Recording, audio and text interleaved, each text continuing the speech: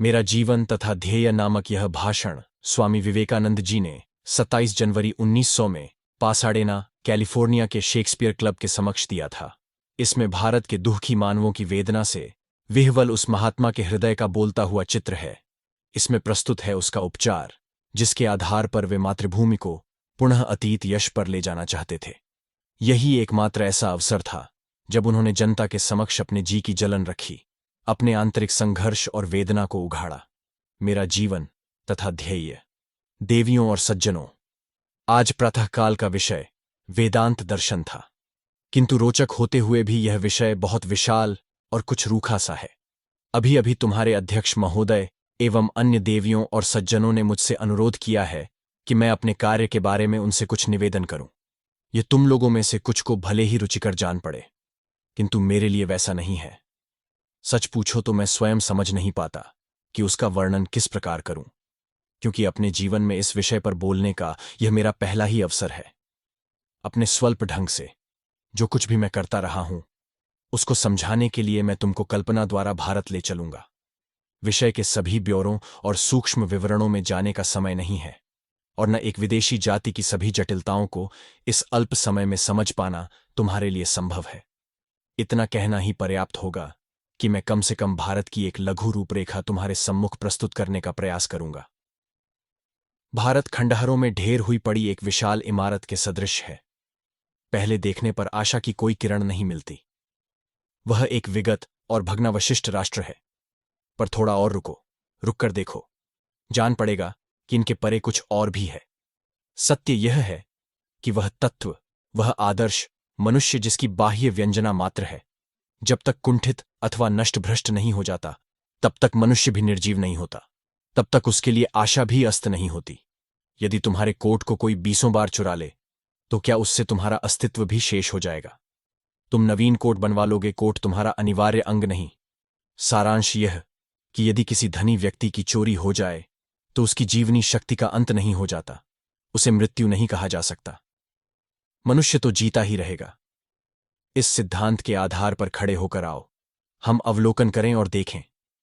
अब भारत राजनीतिक शक्ति नहीं, आज वह दास्ता में बंधी हुई एक जाति है। अपने ही प्रशासन में भारतीयों की कोई आवाज नहीं, उनका कोई स्थान नहीं। वे हैं केवल 30 करोड़ गुलाम और कुछ नहीं।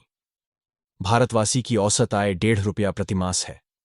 अधिकांश जनसमुदाय की जीवनचर्या उपवासों की कहानी है, और जरा सी आय कम होने पर लाखों काल कवलित हो जाते हैं। छोटे से अकाल का अर्थ है मृत्यु। इसीलिए जब मेरी दृष्टि उस ओर जाती है तो मुझे दिखाई पड़ता है नाश, असाध्य नाश। पर हमें यह भी विदित है कि हिंदू जाति ने भी कभी धन को श्रेय नहीं माना। धन उन्हें खूब प्राप्त हुआ, दूसरे राष्ट्रों से कहीं अधिक धन उन्हें मिला, पर हिंदू जाति ने धन को कभी श्रेय नहीं माना। युगों तक भारत शक्तिशाली बना रहा, पर तो भी शक्ति उसका श्रेय नहीं बनी। कभी उसने अपनी शक्ति का उपयोग अपने देश के बाहर किसी पर विजय प्राप्त करने में नहीं किया। वह अपनी सीमाओं से संतुष्ट रहा, इसलिए उसने कभी किसी से युद्ध नहीं किया। उसने कभी साम्राज्यवादी गौरव को महत्व नहीं दिया। धन और शक्ति इस जाति के आदर्श कभी न बन सके।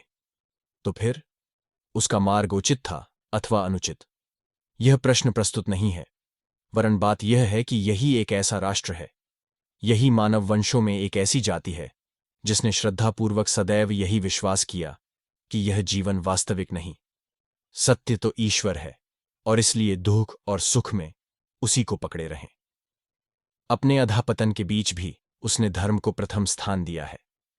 हिंदू का खाना धार्मिक, उसका पीना धार्मिक, उसकी नींद धार्मिक, उसकी चाल ढाल धार्मिक, उसके विवाहादि धार्मिक, यहां तक कि उसकी चोरी करने की प्रेरणा भी धार्मिक होती है। क्या तुमने अन्यत्र भी ऐसा देश देखा है? यदि वहां एक डाकुओं के गिरोह की जरूरत होगी तो उसका नेता एक धार्मिक तत्व गढ़कर उसका प्रचार करेगा, उसकी कुछ खोखली सी आध्यात्मिक पृष्ठभूमि रचेगा, और फिर उद्घोष करेगा कि परमात्मा तक पहुंचने का यही सबसे सुस्पष्ट और शीघ्रगामी मार्ग है। तभी लोग उसके अनुचर बनेंगे, अन्यथा नहीं। इसका एक ही कारण है, और वह यह है कि इस जाति की सजीवता इस देश का ध्येय धर्म है, और चूंकि धर्म पर अभी आघात नहीं हुआ, अतः यह जाति जीवित है। रोम की ओर देखो। रोम का ध्येय था साम्राज्य लिप्सा, शक्ति विस्तार। और ज्यों ही उस पर आघात हुआ नहीं कि रोम छिन्न भिन्न हो गया, विलीन हो गया। यूनान की प्रेरणा थी बुद्धि। ज्यों ही उस पर आघात हुआ नहीं कि यूनान की इतिश्री हो गई। और वर्तमान युग में स्पेन इत्यादि वर्तमान देशों का भी यही हाल हुआ है। हर एक राष्ट्र का विश्व के लिए एक ध्येय होता है, और जब तक वह ध्येय आक्रांत नहीं होता तब तक राष्ट्र जीवित रहता है, चाहे जो संकट क्यों न आए। पर ज्यों ही वह ध्येय नष्ट हुआ कि राष्ट्र भी ढह जाता है।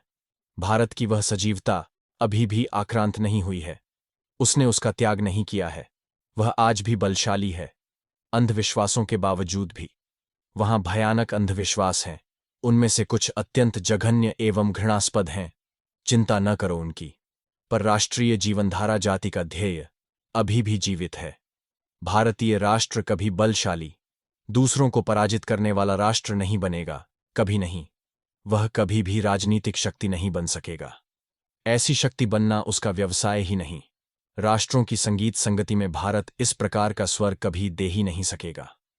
पर आखिर भारत का स्वर होगा क्या? वह स्वर होगा ईश्वर, केवल ईश्वर का। भारत उससे कठोर मृत्यु की तरह चिपटा हुआ है, इसलिए वहां अभी आशा है। अतः इस विश्लेषण के उपरांत यह निष्कर्ष निकलता है कि ये तमाम विभीषिकाएं, ये सारे दैन्य दारिद्र्य और दुख विशेष महत्व के नहीं, भारत पुरुष अभी भी जीवित है और इसलिए आशा है। वहां सारे देश में तुमको धार्मिक क्रियाशीलता का बाहुल्य दिखाई पड़ेगा। मुझे ऐसा एक भी वर्ष स्मरण नहीं जबकि भारत में अनेक नवीन संप्रदाय उत्पन्न न हुए हों। जितनी ही उद्दाम धारा होगी उतने ही उसमें भंवर और चक्र उत्पन्न होंगे, यह स्वाभाविक है। इन संप्रदायों को क्षय का सूचक नहीं समझा जा सकता, वे जीवन के चिन्ह हैं। होने दो इन संप्रदायों की संख्या में वृद्धि, इतनी वृद्धि कि हम में से प्रत्येक व्यक्ति ही एक संप्रदाय हो जाए। हर एक व्यक्ति। इस विषय को लेकर कलह करने की आवश्यकता ही क्या है? अब तुम अपने देश को ही लो, किसी आलोचना की दृष्टि से नहीं। यहां के सामाजिक कानून, यहां की राजनीतिक संस्थाएं, यहां की हर एक चीज का निर्माण इसी दृष्टि से हुआ है कि मानव की लौकिक यात्रा सरलतापूर्वक संपन्न हो जाए। जब तक वह जीवित है तब तक खूब सुखपूर्वक जीवन यापन करे। अपने राजमार्गों की ओर देखो, कितने स्वच्छ हैं वे सब, तुम्हारे सौंदर्यशाली नगर। और इसके अतिरिक्त वे तमाम साधन जिनसे धन को निरंतर द्विगुणित किया जाता है। जीवन के सुखोपभोग करने के कितने ही रास्ते। पर यदि तुम्हारे देश में कोई व्यक्ति इस वृक्ष के नीचे बैठ जाए और कहने लगे कि मैं तो यहीं पर आसन मारकर ध्यान लगाऊंगा, काम नहीं करूंगा, तो उसे कारागृह जाना होगा। देखा तुमने? उसके लिए जीवन में कोई अवसर नहीं। मनुष्य तभी इस समाज में रह सकता है जबकि वह समाज की पांत में एकरस होकर काम किया करे। प्रस्तुत जीवन में आनंदोपभोग की इस घुड़दौड़ में हर एक आदमी को शामिल होना पड़ता है, अन्यथा वह मर जाता है। अब हम जरा भारत की ओर चलें। वहां यदि कोई व्यक्ति कहे कि मैं उस पर्वत की चोटी पर जाकर बैठना और अपने शेष जीवन भर अपनी नाक की नोक को देखते रहना चाहता हूं, तो हर आदमी यही कहता है, जाओ, शुभमस्तु। उसे कुछ कहने की जरूरत नहीं। किसी ने उसे कपड़ा ला दिया और वह संतुष्ट हो गया। पर यदि कोई व्यक्ति आकर कहे कि देखो, मैं इस जिंदगी के कुछ ऐशो आराम लूटना चाहता हूं, तो शायद उसके लिए सब द्वार बंद ही मिलेंगे। मेरा कहना है कि दोनों देशों की धारणाएं भ्रमात्मक हैं। मुझे कोई कारण नहीं दिखता कि कोई व्यक्ति यहां आसन लगाकर नाटक बांधे तब तक क्यों न बैठा रहे जब तक कि उसकी इच्छा हो। क्यों वह भी वही करता रहे जो अधिकांश जनसमुदाय किया करता है। मुझे तो कोई उचित कारण नहीं दिखाई देता। उसी प्रकार मैं यह समझ नहीं पाता कि भारत में क्यों मानव इस जीवन की सामग्रियां न पाए, क्यों धनोपार्जन न करे। लेकिन तुम जानते हो, वहां से करोड़ों को इसके विरुद्ध दृष्टिकोण को स्वीकार करने के लिए आतंकित कर विवश किया जाता है। वहां के ऋषियों की यह निरंकुशता है। यह निरंकुशता है महात्माओं की, यह निरंकुशता है अध्यात्मवादियों की, यह निरंकुशता है बुद्धिवादियों की, यह निरंकुशता है ज्ञानियों की। और ज्ञानियों की निरंकुशता, याद रखो, अज्ञानियों की निरंकुशता से कहीं अधिक प्रबल होती है। जब पंडित और ज्ञानवान अपने मतों को औरों पर लादना प्रारंभ कर देते हैं, तो वे बाधाओं और बंधनों को रचने के ऐसे लाखों उपाय सोच लेते हैं जिनको तोड़ने की शक्ति अज्ञानियों में नहीं होती। मैं अब यह कहना चाहता हूं कि इसे एकदम रोक दिया जाए। लाखों करोड़ों का होम करके एक बड़ा आध्यात्मिक दिग्गज पैदा किया जाने का कोई अर्थ नहीं है। यदि हम ऐसा समाज निर्माण करें जिसमें एक ऐसा आध्यात्मिक दिग्गज भी हो और सारे अन्य लोग भी सुखी हों, तो वह ठीक है। पर अगर करोड़ों को पीसकर एक ऐसा दिग्गज बनाया गया, तो यह अन्याय है। अधिक उचित तो यह होगा कि सारे संसार के परित्राण के लिए एक व्यक्ति कष्ट झेले। किसी राष्ट्र में यदि तुमको कुछ कार्य करना है, तो उसी राष्ट्र की विधियों को अपनाना होगा। हर आदमी को उसी की भाषा में बतलाना होगा। अगर तुमको अमेरिका या इंग्लैंड में धर्म का उपदेश देना है, तो तुमको राजनीतिक विधियों के माध्यम से काम करना होगा। संस्थाएं बनानी होंगी, समितियां गढ़नी होंगी, वोट देने की व्यवस्था करनी होगी, बैलेट के डिब्बे बनाने होंगे, सभापति चुनना होगा इत्यादि। क्योंकि पाश्चात्य जातियों की यही विधि और यही भाषा है। पर यहां भारत में यदि तुमको राजनीति की ही बात कहनी है, तो धर्म की भाषा को माध्यम बनाना होगा। तुमको इस प्रकार कुछ कहना होगा, जो आदमी प्रतिदिन सवेरे अपना घर साफ करता है, उसे इतना पुण्य प्राप्त होता है, उसे मरने पर स्वर्ग मिलता है, वह भगवान में लीन हो जाता है। जब तक तुम इस प्रकार उनसे न कहो, वे तुम्हारी बात समझेंगे ही नहीं। यह प्रश्न केवल भाषा का है। बात जो की जाती है, वह तो एक ही है। हर जाति के साथ यही बात है, परंतु प्रत्येक जाति के हृदय को स्पर्श करने के लिए तुमको उसी की भाषा में बोलना पड़ेगा। और यह ठीक भी है, हमें इसमें बुरा नहीं मानना चाहिए। जिस संप्रदाय का मैं हूं, उसे सन्यासी की संज्ञा दी जाती है। इस शब्द का अर्थ है विरक्त, जिसने संसार छोड़ दिया हो। यह संप्रदाय बहुत बहुत प्राचीन है। गौतम बुद्ध जो ईसा के 560 वर्ष पूर्व आविर्भूत हुए, वे भी इसी संप्रदाय में थे। वे इसके सुधारक मात्र थे। इतना प्राचीन है यह। संसार के प्राचीनतम ग्रंथ वेद में भी इसका उल्लेख है। प्राचीन भारत का यह नियम था कि प्रत्येक पुरुष और स्त्री अपने जीवन की संध्या के निकट सामाजिक जीवन को त्याग कर केवल अपने मोक्ष और परमात्मा के चिंतन में संलग्न रहे। यह सब उस महान घटना का स्वागत करने की तैयारी है जिसे मृत्यु कहते हैं। इसलिए उस प्राचीन युग में वृद्ध जन सन्यासी हो जाया करते थे। बाद में युवकों ने भी संसार त्यागना आरंभ किया। युवकों में शक्ति बाहुल्य रहता है, इसलिए वे एक वृक्ष के नीचे बैठकर सदा सर्वदा अपनी मृत्यु के चिंतन में ही ध्यान लगाए न रह सके। वे यहां वहां जाकर उपदेश देने और नए नए संप्रदायों का निर्माण करने लगे। इसी प्रकार युवा बुद्ध ने वह महान सुधार आरंभ किया। यदि वे जरा जर्जरित होते, तो बस नासाग्र पर दृष्टि रखते और शांतिपूर्वक मर जाते। यह संप्रदाय कोई धर्मसंघ चर्च नहीं है और न इसके अनुयायी पुरोहित होते हैं। पुरोहितों और सन्यासियों में मौलिक भेद है।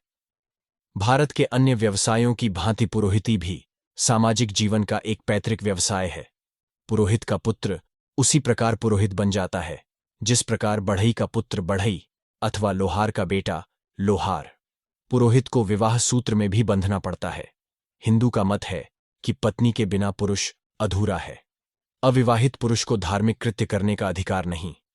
सन्यासियों के पास संपत्ति नहीं होती, वे विवाह नहीं करते, उनके ऊपर कोई समाज व्यवस्था नहीं। एकमात्र बंधन जो उन पर रहता है वह है गुरु और शिष्य का आपसी संबंध, और कुछ नहीं।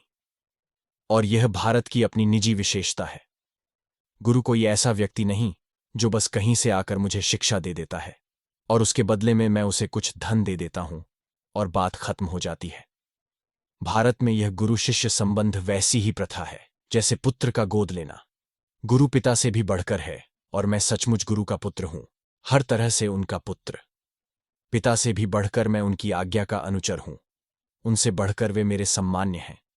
और वह इसीलिए कि जहां मेरे पिता ने मुझे केवल यह शरीर मात्र दिया, मेरे गुरु ने मुझे मेरी मुक्ति का मार्ग प्रदर्शित किया और इसीलिए वे पिता से बढ़कर हैं। मेरा अपने गुरु के प्रति यह सम्मान जीवनव्यापी होता है, मेरा प्रेम चिरजीवी होता है। बस एकमात्र यही संबंध है जो बच रहता है। मैं इसी प्रकार अपने शिष्यों को ग्रहण करता हूं। कभी कभी तो गुरु एकदम नवयुवक होता है और शिष्य कहीं अधिक बूढ़ा, पर चिंता नहीं, बूढ़ा पुत्र बनता है और मुझे पिता शब्द से संबोधित करता है और मुझे भी उसे पुत्र अथवा पुत्री कहकर पुकारना पड़ता है। एक समय की बात है कि मुझे एक वृद्ध गुरु मिले। वे बिल्कुल विचित्र थे। उन महाशय को बौद्धिक पांडित्य में कुछ चाव न था। क्वचित ही वे पुस्तकें देखते या उनका मनन करते। पर जब वे कम उम्र के ही थे, तभी से उनके मन में सत्य का सीधा साक्षात्कार कर लेने की बड़ी उग्र आकांक्षा समा गई। पहले पहल उन्होंने अपने ही धर्म पर प्रयोग किया, फिर उनके मन में आया कि नहीं, और भी धर्मों के सत्य को पाया जाए। इस उद्देश्य से वे एक के बाद एक धर्मों का अनुष्ठान करते चले। उस समय तक तो जो कुछ उनसे कहा जाता वे ध्यानपूर्वक करते, और तब तक उस संप्रदाय विशेष में रहते जब तक कि उस संप्रदाय के विशिष्ट आदर्श का साक्षात्कार न कर लेते। फिर कुछ वर्षों के बाद दूसरे संप्रदाय की साधना में लग जाते। जब वे सारे संप्रदायों का अनुभव कर चुके, तब वे इस निष्कर्ष तक पहुंचे कि ये सभी ठीक हैं, किसी में भी वे दोष न देख सके। हर संप्रदाय एक ऐसा मार्ग है जिससे लोग एक निश्चित केंद्र पर ही पहुंचते हैं। और तब उन्होंने घोषणा की, यह कितने गौरव की बात है कि यहां इतने अधिक मार्ग हैं, क्योंकि यदि केवल एक ही मार्ग होता तो शायद वह केवल एक ही व्यक्ति के अनुकूल होता। इतने अधिक मार्ग होने से हर एक व्यक्ति को सत्य तक पहुंच सकने का अधिक से अधिक अवसर सुलभ है। यदि मैं एक भाषा के माध्यम से नहीं सीख सकता, तो मुझे दूसरी भाषा आजमानी चाहिए। और इस तरह उन्होंने प्रत्येक धर्म को आशीष दिया। मैं जिन विचारों का संदेश देना चाहता हूं, वे सब उन्हीं के विचारों को प्रतिध्वनित करने की मेरी अपनी चेष्टा है। इसमें मेरा अपना निजी मौलिक विचार कोई भी नहीं। हां, जो कुछ असत्य अथवा बुरा है वह अवश्य मेरा ही है, पर हर ऐसा शब्द जिसे मैं तुम्हारे सामने कहता हूं और जो सत्य एवं शुभ है, केवल उन्हीं की वाणी को झंकार देने का प्रयत्न मात्र है। प्रोफेसर मैक्स मूलर द्वारा लिखित उनके जीवन चरित्र को तुम पढ़ो। बस उन्हीं के चरणों में मुझे ये विचार प्राप्त हुए। मेरे साथ और भी अनेक नवयुवक थे, मैं केवल बालक ही था। मेरी उम्र रही होगी 16 वर्ष की। कुछ और तो मुझसे भी छोटे थे और कुछ बड़े भी थे। लगभग 1 दर्जन रहे होंगे हम सब। और हम सब ने बैठकर यह निश्चय किया कि हमें इस आदर्श का प्रसार करना है, और चल पड़े। हम लोग न केवल उस आदर्श का प्रसार करने के लिए, बल्कि उसे और भी व्यावहारिक रूप देने के लिए।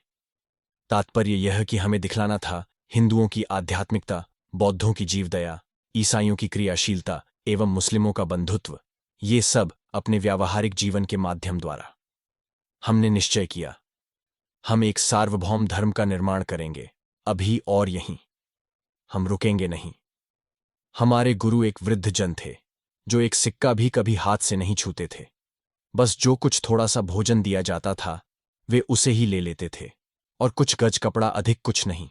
उन्हें और कुछ स्वीकार करने के लिए कोई प्रेरित ही न कर पाता था। इन तमाम अनोखे विचारों से युक्त होने पर भी वे बड़े अनुशासन कठोर थे, क्योंकि इसी ने उन्हें मुक्त किया था।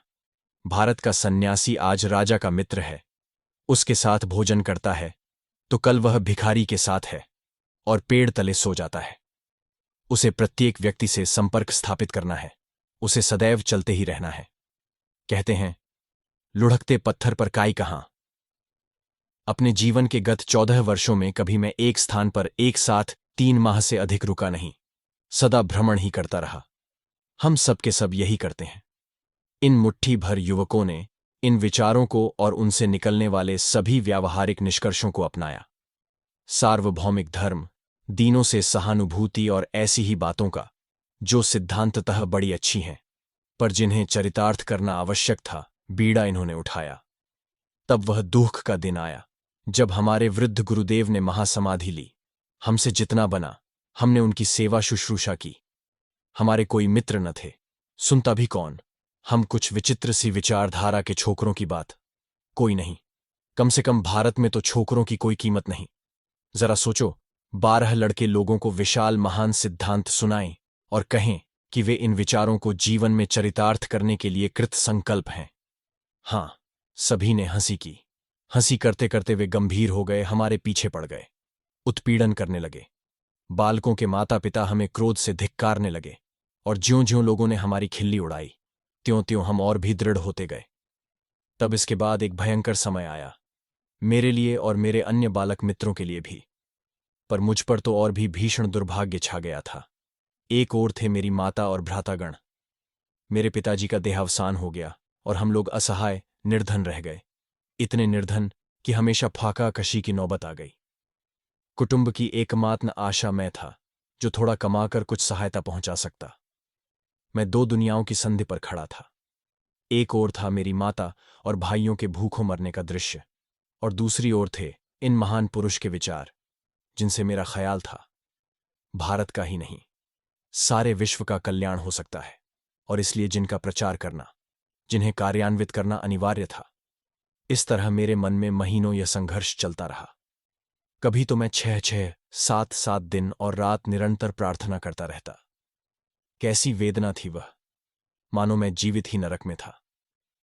कुटुंब के नैसर्गिक बंधन और मोह मुझे अपनी ओर खींच रहे थे। मेरा बाल्य हृदय भला कैसे अपने इतने सगों का दर्द देखते रहता। फिर दूसरी ओर कोई सहानुभूति करने वाला भी नहीं था। बालक की कल्पनाओं से सहानुभूति करता भी कौन? ऐसी कल्पनाएं जिनसे औरों को तकलीफ ही होती। मुझसे भला किसकी सहानुभूति होती? किसी की नहीं, सिवा एक के।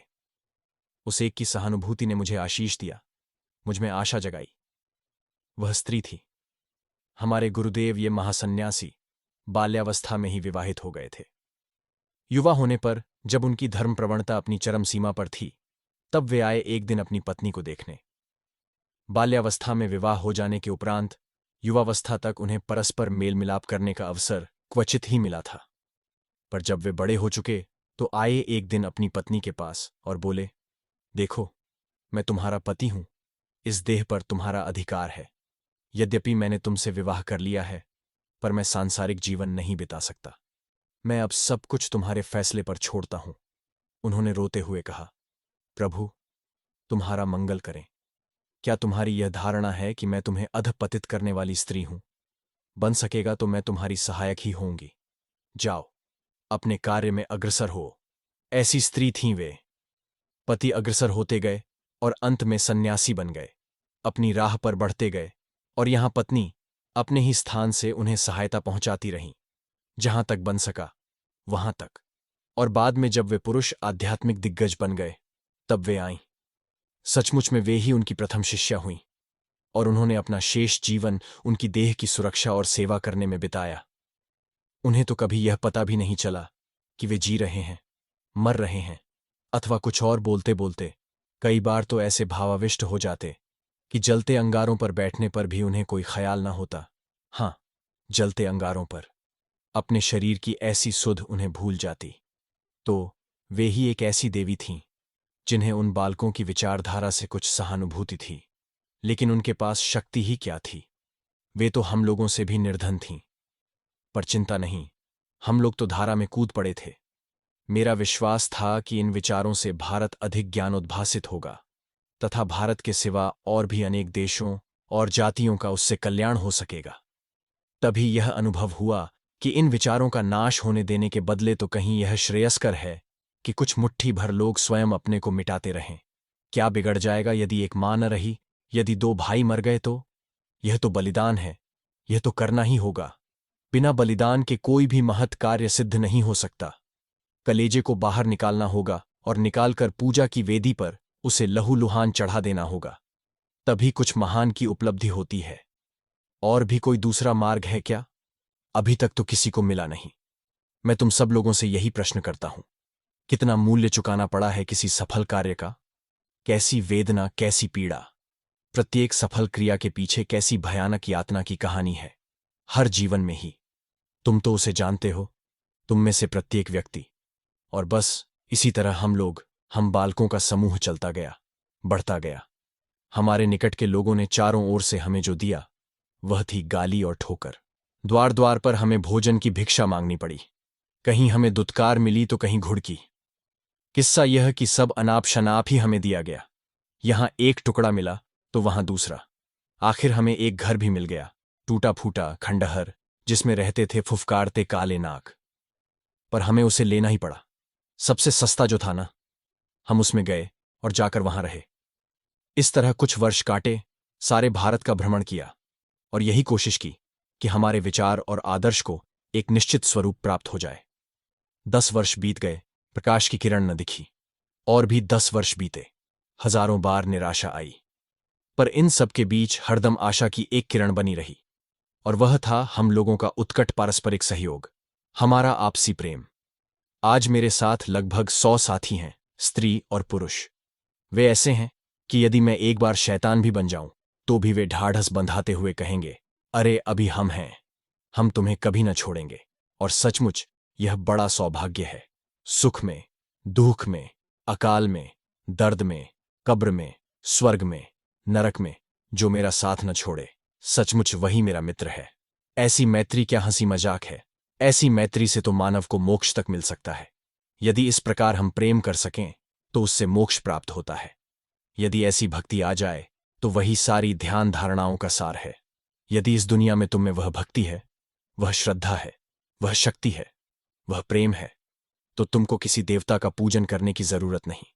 और उन मुसीबत के दिनों में वही बात हम सब में थी, और उसी के बल पर हमने हिमालय से कन्याकुमारी तथा सिंधु से ब्रह्मपुत्र तक भ्रमण किया। हम युवकों का समूह भ्रमण करता रहा। शणैः शणैः लोगों का ध्यान हमारी ओर खींचा। 90% उसमें विरोधी थे, बहुत ही अल्पांश सहायक था। हम लोगों की एक सबसे बड़ी कमी थी, और वह यह कि हम सब युवा थे, निर्धन थे, और युवकों की सारी अनम्रता हम में मौजूद थी। जिसको जीवन में खुद अपनी राह बनाकर चलना पड़ता है, वह थोड़ा अविनीत हो ही जाता है। उसे कोमल, नम्र और मिष्टभाषी बनने का अधिक अवकाश कहाँ।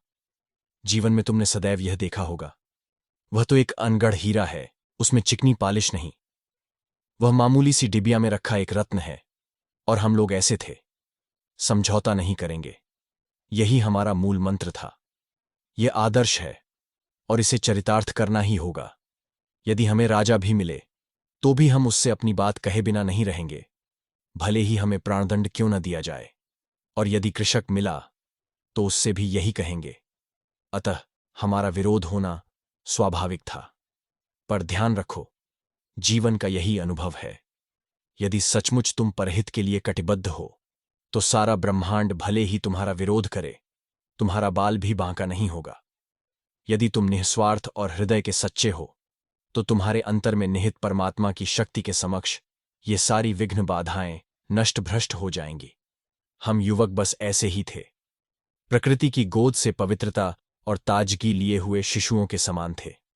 हमारे गुरुदेव ने कहा, मैं प्रभु की वेदी पर उन्हीं फूलों को चढ़ाना चाहता हूं जिनकी सुगंध अभी तक किसी ने नहीं ली, जिन्हें अपनी अंगुलियों से किसी ने स्पर्श नहीं किया। उन महात्मा के ये शब्द हमें जीवन देते रहे। उन्होंने कलकत्ते की गलियों से समेटे हुए हम बालकों के जीवन की सारी भावी रूपरेखा देख ली थी। जब वे कहते, देखना इस लड़के को, उस लड़के को, आगे चलकर क्या होगा वह, तब लोग उन पर हंसते थे, पर उनकी आस्था और विश्वास अडिग था। वे कहते, यह तो मुझसे मां जगन्माता ने कहा है, मैं निर्बल हूं सही, पर जब वह ऐसा कहती है, उससे भूल हो नहीं सकती, तो अवश्य ऐसा ही होगा। इस तरह चलता रहा। 10 साल बीत गए, पर प्रकाश न मिला। इधर स्वास्थ्य दिन पर दिन क्षीण होता चला। शरीर पर इनका असर हुए बिना नहीं रह सकता। कभी रात के 9 बजे एक बार खा लिया, तो कभी सवेरे 8 बजे ही एक बार खाकर रह गए। दूसरी बार 2 रोज के बाद खाया, तो तीसरी बार 3 रोज के बाद, और हर बार नितांत रूखा सूखा, शुष्क, नीरस भोजन।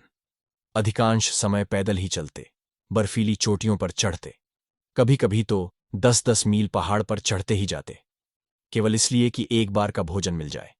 बतलाओ भला, भिखारी को कौन अपना अच्छा भोजन देता है? फिर सूखी रोटी ही भारत में उनका भोजन है, और कई बार तो वे सूखी रोटियां 20-20, 30-30 दिन के लिए इकट्ठी करके रख ली जाती हैं, और जब वे ईंट की तरह खड़ी हो जाती हैं, तब उनसे षडूस व्यंजन का उपभोग संपन्न होता है। एक बार का भोजन पाने के लिए मुझे द्वार द्वार भीख मांगते फिरना पड़ता था, और फिर रोटी ऐसी कड़ी कि खाते खाते मुंह से लहू बहने लगता था। सच कहूं, वैसी रोटी से तुम अपने दांत तोड़ सकते हो। मैं तो रोटी को एक पात्र में रख लेता और उसमें नदी का पानी उड़ेल देता था। इस तरह महीनों गुजारने पड़े। निश्चय ही इन सब का प्रभाव स्वास्थ्य पर पड़ रहा था। फिर मैंने सोचा कि भारत को तो अब देख लिया, चलो अब किसी और देश को आजमाया जाए। उसी समय तुम्हारी धर्म महासभा होने वाली थी, और वहां भारत से किसी को भेजना था। मैं तो एक खानाबदोश सा था, पर मैंने कहा, यदि मुझे भेजा जाए तो मैं जाऊंगा। मेरा कुछ बिगड़ता तो है नहीं, और अगर बिगड़े भी तो मुझे परवाह नहीं। पैसा जुटा सकना बड़ा कठिन था, पर बड़ी खटपट के बाद रुपया इकट्ठा हुआ, और वह भी मेरे किराए मात्र का। और बस मैं यहां आ गया 2-1 महीने पहले ही। क्या करता, न किसी से जान न पहचान। बस सड़कों पर यहां वहां भटकने लगा। अंत में धर्म महासभा का उद्घाटन हुआ और मुझे बड़े सदैव मित्र मिले जिन्होंने मेरी खूब सहायता की।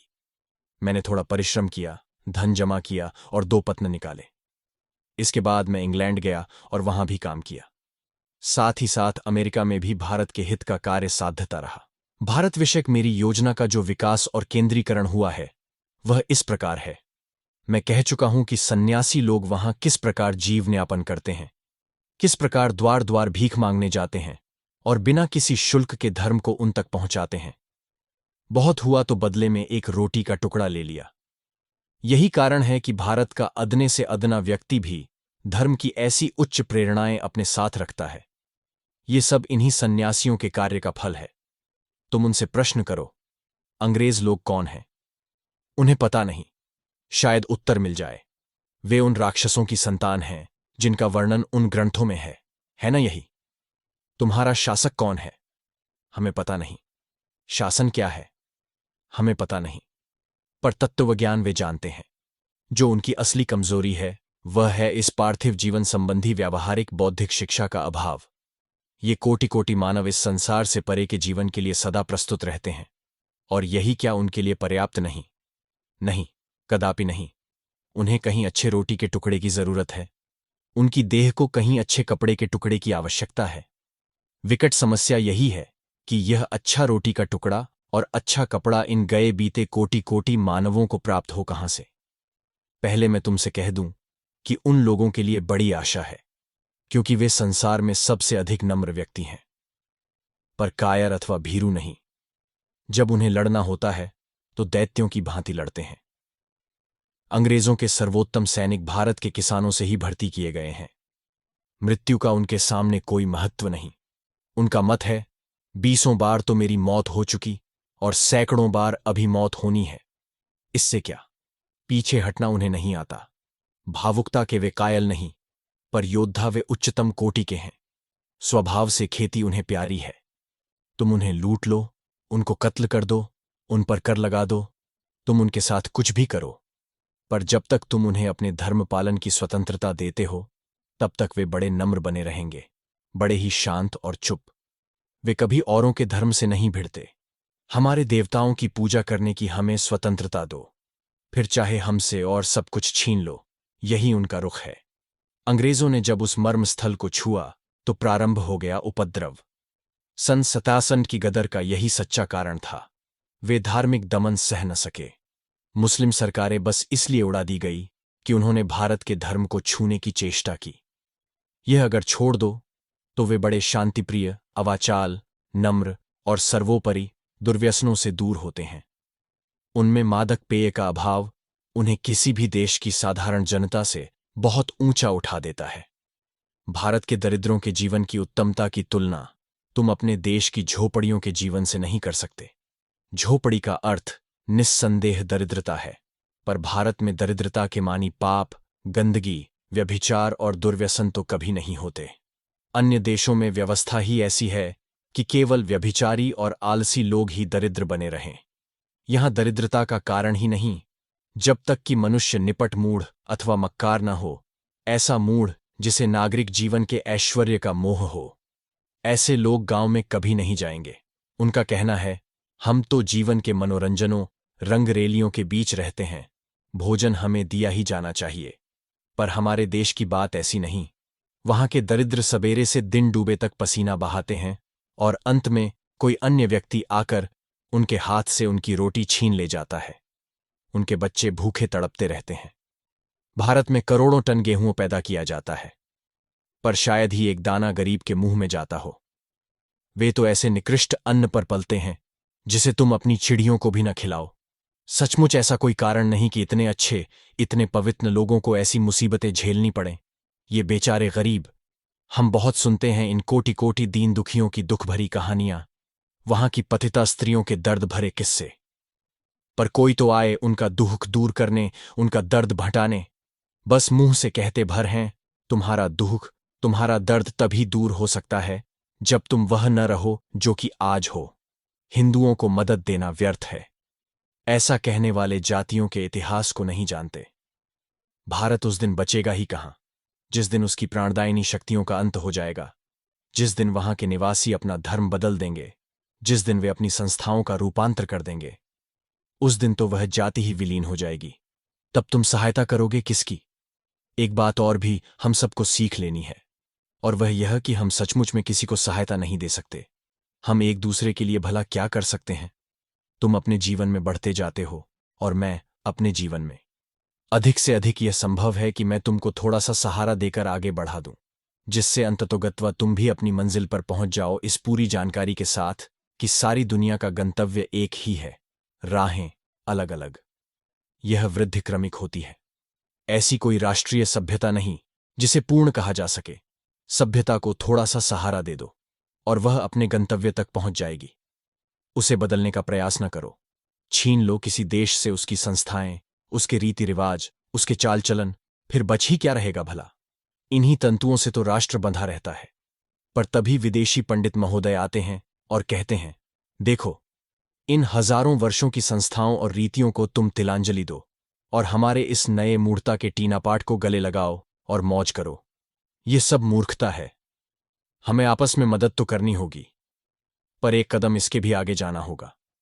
मदद करने में सबसे अधिक जरूरी यह है कि हम स्वार्थ के परे हो जाएं। मैं तुम्हें तभी सहायता दूंगा जब तुम मेरे कहने के अनुसार बर्ताव करोगे, अन्यथा नहीं। क्या यह सहायता है? और इसलिए यदि हिंदू तुम्हें आध्यात्मिक सहायता पहुंचाना चाहता है तो वह पूर्ण निरपेक्ष, संपूर्ण निस्वार्थ बनकर ही अग्रसर होगा। मैंने दिया और बस, बात वहीं खत्म हो गई। मुझसे दूर चली गई। मेरा दिमाग, मेरी शक्ति, मेरा सर्वस्व, जो कुछ भी देना था मैंने दे दिया। इसलिए दे दिया कि देना था, और बस। मैंने देखा है, जो दुनिया के आधे लोगों को लूट कर अपना घर भरते हैं, वे बुतपरस्त के धर्म परिवर्तन के लिए $20,000 का दान देते हैं। किस लिए? बुतपरस्त के सुधार के लिए अथवा अपनी ही आत्मा के उत्कर्ष के लिए? जरा सोचो तो सही। और पापों के प्रतिशोध का देवता अपना काम कर रहा है। हम अपनी ही आंखों में धूल झोंकना चाहते हैं, पर हमारे हृदय में वह परम सत्य, परमात्मा विद्यमान है। वह कभी नहीं भूलता। उसे हम धोखा नहीं दे सकते। उसकी आंखों में धूल नहीं डाली जा सकती। जहां कहीं सच्ची दानशीलता की प्रेरणा मौजूद है, उसका असर तो होगा ही, चाहे वह 1000 वर्षों के बाद ही क्यों ना हो। भले ही रुकावट डालो, पर वह जाग उठेगा और उल्कापात की तरह जोर से उमड़ पड़ेगा। हर ऐसी प्रेरणा जिसका उद्देश्य स्वार्थपूर्ण है, स्वार्थ प्रेरित है, अपने लक्ष्य पर कभी न पहुंच सकेगी। भले ही तुम सारे अखबारों को उसकी चमकीली तारीफों से रंग डालो, भले ही विराट जनसमूहों को तुम उसका जय जयकार करने के लिए खड़ा कर दो। मैं इस पर गर्व नहीं कर रहा हूं, पर देखो, मैं कह रहा था उन बालकों की कहानी। आज भारत में ऐसा गांव नहीं, ऐसा पुरुष नहीं, ऐसी नारी नहीं जिसे उनके कार्य का पता न हो, जिसका आशीर्वाद उन पर न बरसता हो। देश में ऐसा अकाल नहीं जिसकी दाढ़ में घुसकर ये बालक रक्षा का काम न करे, अधिक से अधिक लोगों को न बचाए, और वही लोगों के हृदय को बेधता है। दुनिया उसे जान जाती है। इसीलिए जब कभी संभव हो, सहायता करो, पर अपने उद्देश्य का ध्यान रखो। अगर वह स्वार्थ है तो न औरों को उससे लाभ होगा, न तुमको ही।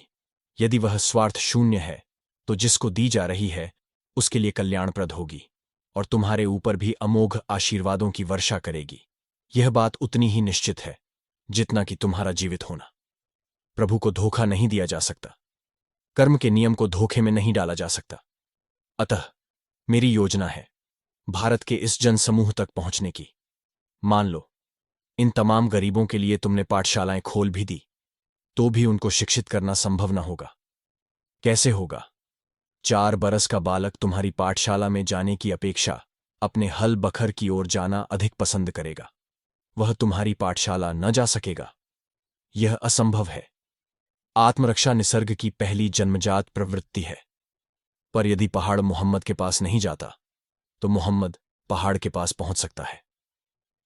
मैं कहता हूं कि शिक्षा स्वयं दरवाजे दरवाजे क्यों न जाए। यदि खेतीहर का लड़का शिक्षा तक नहीं पहुंच पाता तो उससे हल के पास या कारखाने में अथवा जहां भी हो वहीं क्यों न भेंट की जाए। जाओ उसी के साथ, उसकी परछाई के समान। ये जो हजारों और लाखों की संख्या में सन्यासी हैं जो जनता को आध्यात्मिक भूमिका पर शिक्षा प्रदान कर रहे हैं, वे क्यों न बौद्धिक भूमिका पर भी शिक्षा प्रदान करें? क्यों न वे जनता से कुछ इतिहास तथा अन्यान्य विषय की बातें करें? हमारे कान ही हमारे सबसे प्रभावशाली शिक्षक हैं। हमारे जीवन के सर्वोत्तम सिद्धांत वे ही हैं जो हमने कानों से अपनी माताओं से सुने थे। पुस्तकें तो बाद में आईं। पुस्तकीय ज्ञान की भला क्या बिसात? कानों के जरिए ही हमें सर्जनात्मक सिद्धांतों की उपलब्धि होती है। फिर ज्यों ज्यों उनकी दिलचस्पी बढ़ने लगेगी, वे तुम्हारी पुस्तकों के भी पास आने लगेंगे। पर पहले उसी तरह चलने दो, मेरा यही विचार है। मैं यह बता देना चाहता हूं कि मैं इन सन्यासी संप्रदायों में बहुत अधिक विश्वासी नहीं। उनमें महान गुण हैं और उनमें दोष भी महान हैं। सन्यासियों और गृहस्थों के बीच पूर्ण संतुलन अपेक्षित है, लेकिन भारत की सारी शक्ति सन्यासी संप्रदायों ने हथिया ली है। हम उच्चतम शक्ति का प्रतिनिधित्व करते हैं। सन्यासी राजकुमार से भी बढ़कर है। भारत का ऐसा कोई सम्राट नहीं जो गैरिक वस्त्रधारी सन्यासी के समक्ष आसन ग्रहण करे। वह अपना आसन छोड़कर खड़ा ही रहता है। इतनी अधिक शक्ति, फिर वह कितने ही अच्छे लोगों के हाथ में क्यों ना हो। अच्छी नहीं, यद्यपि मैं मानता हूं कि लोगों की सुरक्षा इन सन्यासी संप्रदायों के द्वारा पर्याप्त मात्रा में हुई है। ये सन्यासी पुरोहित प्रपंच और ज्ञान के बीच में खड़े हुए हैं। सुधार और ज्ञान के ये केंद्र हैं। इनका वही स्थान है जो यहूदियों में पैगंबरों का था। पैगंबर सदा पुरोहितों के विरुद्ध प्रचार करते रहे, अंधविश्वासों को निकाल भगाने की प्रेरणा देते रहे। बस यही हाल भारत में हुआ। जो भी हो, पर इतनी शक्ति वहां ठीक नहीं। इससे भी अच्छी रीतियों का अनुसंधान किया जाना चाहिए, पर कार्य उसी मार्ग से किया जा सकता है जिसमें बाधाएं सबसे कम हों। भारत की सारी राष्ट्रीय आत्मा सन्यास पर ही केंद्रित है। तुम भारत में जाओ और गृहस्थ के रूप में कोई धर्म संदेश कहो, हिंदू मुंह फेर कर चले जाएंगे। पर यदि तुमने संसार त्याग दिया है, तब तो वे कहेंगे, हां, यह ठीक है, उन्होंने संसार तज दिया है। वे सच्चे हैं, वे वही करना चाहते हैं जो कहते हैं। मेरे कहने का अभिप्राय यह है कि यह एक प्रचंड शक्ति का सूचक है, और हमें जो करना है वह यह कि हम इसका रूपांतर कर दें, उसे दूसरा आकार दे दें। परिव्राजक सन्यासियों के हाथों में सन्निहित यह अपरिमित शक्ति रूपांतरित हो जानी चाहिए, जिससे जनसमूह उद्बुद्ध हो, उन्नत हो। इस तरह कागजों पर तो हमने अच्छी योजना तैयार कर ली, पर साथ ही मैंने उसे आदर्शवाद के क्षेत्र से ग्रहण किया था। तब तक मेरी योजना शिथिल और आदर्श के रूप में थी, पर समय की गति के साथ वह स्थिर और सुस्पष्ट होती गई। उसको सक्रिय बनाते समय मुझे उसके दोष आदि दिखाई पड़ने लगे। भौतिक भूमिका पर उसे क्रियान्वित करते हुए मैंने क्या खोज की? पहले, हमें ऐसे केंद्रों की जरूरत है जहां सन्यासियों को ऐसी शिक्षा की रीतियों से अवगत कराने की व्यवस्था हो सके। उदाहरणार्थ, मैं अपने एक मनुष्य को कैमरा लेकर बाहर भेज देता हूं, पर इसके पहले उसके बारे में सिखा देना भी तो आवश्यक है। तुम देखोगे कि भारत का हर आदमी बिल्कुल निरक्षर है, इसलिए शिक्षा देने के लिए विशाल केंद्रों की जरूरत है। और इन सब का तात्पर्य क्या हुआ? धन। आदर्श की भूमिका पर से तुम दैनिक कार्यप्रणाली पर उतर आते हो। मैंने तुम्हारे देश में 4 वर्ष श्रम किया और इंग्लैंड में 2 वर्ष, और मैं कृतज्ञ हूं कि कुछ मित्रों ने मुझे सहारा देकर बचा लिया। आज की मंडली में उनमें से एक उपस्थित हैं। कुछ अमेरिकी और अंग्रेजी मित्र मेरे साथ भारत भी गए और हमारा कार्य बड़े ही प्रारंभिक रूप में आरंभ हुआ। कुछ अंग्रेज आए और संप्रदाय में सम्मिलित हुए। एक बेचारे ने तो बड़ा परिश्रम किया और भारत में उसका देहांत हो गया। वहां अभी एक अंग्रेज सज्जन और देवी हैं जिन्होंने अवकाश ग्रहण किया है। उनके पास कुछ साधन हैं। उन्होंने हिमालय में एक केंद्र का सूत्रपात किया है और वे बालकों को शिक्षा देते हैं। मैंने उनके जिम्मे अपना एक पत्र, प्रबुद्ध भारत, दे दिया है, जिसकी एक प्रति मेज पर रखी हुई है। वहां पर वे लोग जनता को शिक्षा देते तथा उनके बीच कार्य करते हैं। मेरा एक केंद्र कलकत्ते में है। स्वभावतः राजधानी से ही सारे आंदोलन प्रारंभ होते हैं, क्योंकि राजधानी ही तो राष्ट्र का हृदय है। सारा रक्त पहले हृदय में ही आता है और वहां से सब जगह वितरित होता है। अतः सारा धन, सारी विचारधाराएं, सारी शिक्षा, सारी आध्यात्मिकता पहले राजधानी में ही पहुंचेगी और फिर वहां से सर्वत्र प्रसारित होगी। मुझे यह बताते हर्ष होता है कि हमने प्रगल्भ रूप में प्रारंभ कर दिया है। ठीक इसी तरह मैं नारियों के लिए भी आयोजना करना चाहता हूं। मेरा सिद्धांत है कि प्रत्येक अपनी सहायता आप करता है। मेरी सहायता तो दूर की सहायता है। भारतीय स्त्रियां हैं, अंग्रेज स्त्रियां हैं, और मुझे आशा है अमेरिकी स्त्रियां भी इस कार्य को हाथ में लेने के लिए आगे आएंगी। उनके आरंभ करते ही मैं अपना हाथ अलग कर लूंगा। नारी पर पुरुष क्यों शासन करें? तथैव पुरुष पर नारी क्यों शासन करे? प्रत्येक स्वतंत्र है। यदि कोई बंधन है तो वह है प्रेम का। नारियां स्वयं अपने भाग्य का विधान कर लेंगी। पुरुष जो कुछ उनके लिए कर सकते हैं उससे कहीं उत्तम रूप से। यह समस्या नारी के प्रति अनौचित्य, वह केवल इसलिए कि पुरुषों ने स्त्रियों के भाग्य विधान का दायित्व ले लिया।